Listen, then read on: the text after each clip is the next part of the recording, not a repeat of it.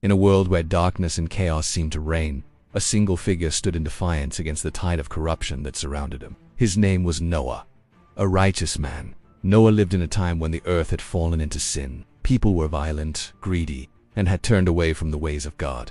The earth, once created in harmony, was now teeming with wickedness. The air was thick with despair, and it seemed that humanity had forgotten the divine law that had given them life. But amidst this great darkness, God looked down and saw Noah. He saw a man who remained faithful, whose heart still beat for righteousness. And in this moment of divine judgment, when God saw no other way to cleanse the earth from the flood of sin, he chose Noah for a mission unlike any other, to build an ark and save life from the coming flood. As Noah received his divine commission, he could hardly believe what he was hearing. A flood was coming, one that would wipe out all life. But Noah had been chosen to preserve it. God spoke clearly.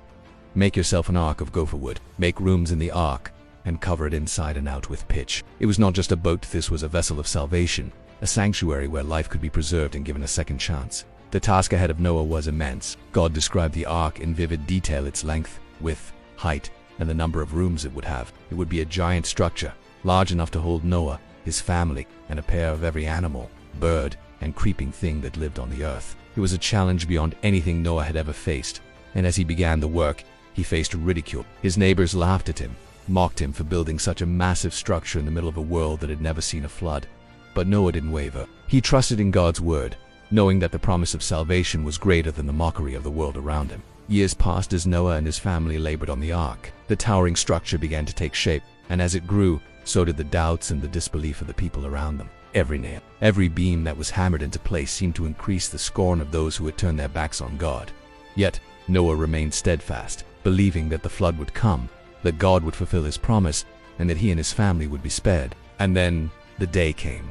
The ark was complete. God commanded Noah to enter with his wife, his sons, and their wives, and to bring with him a male and female of every living creature too, of every kind, except for the clean animals, of which Noah was instructed to bring 7 pairs. The door of the ark was sealed, and the rain began. At first it was a light drizzle, then it became a torrential downpour. As the hours passed, the skies grew darker, and the waters began to rise. The earth, which had once been firm and stable, now seemed to tremble under the weight of the flood. Noah's faith was being tested like never before. The waters rose higher and higher, submerging the ground and swallowing the trees, houses, and buildings that once dotted the landscape. The entire world was sinking beneath the weight of the flood, and yet Noah and his family were safe inside the ark, floating above the chaos. The storm raged for 40 days and 40 nights. The rain didn't stop, and the waters didn't recede. It seemed as if the very heavens were weeping, and the earth was being washed clean of all that had defiled it. Inside the ark, Noah, his family, and the animals were in silence, waiting, trusting that God had a plan. They could feel the ship rocking, the tumult of the world outside pressing in, but they held on to the belief that God had not forsaken them. As the days turned to weeks, the weeks turned to months. The flood waters covered the earth, even reaching the highest mountains. Everything outside the ark was gone. Life as it had been known was wiped away. And yet, Noah knew that this was not the end. It was the beginning of something new. Eventually, the rain stopped. The waters began to recede, and after many months, the ark came to rest on the mountains of Ararat. But Noah didn't leave the ark immediately. He waited for God's signal. It was only after sending out a raven and a dove to check for dry land that Noah knew the flood was truly over. When the dove returned with an olive leaf in its beak, Noah knew that the earth was beginning to heal. He and his family, along with the animals, exited the ark to a world that had been completely transformed.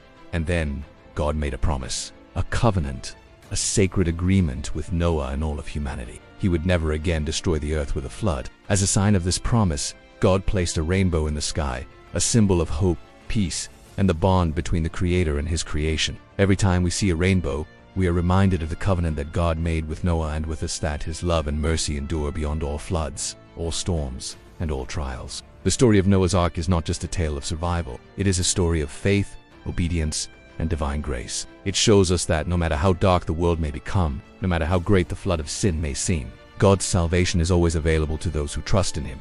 Noah's unwavering faith, even in the face of mockery and uncertainty, teaches us the importance of listening to God's word and following it, even when others do not understand. The ark was a place of refuge, not just for Noah, but for all of creation, a symbol of God's mercy and a reminder that through Him, we are never beyond saving. In the end, the flood was not just an act of destruction. It was a cleansing. It was a reset, a chance for the world to start anew. And the covenant that God made with Noah is still with us today. Just as Noah's faith led him to salvation, so too does our faith in God lead us to His eternal promises.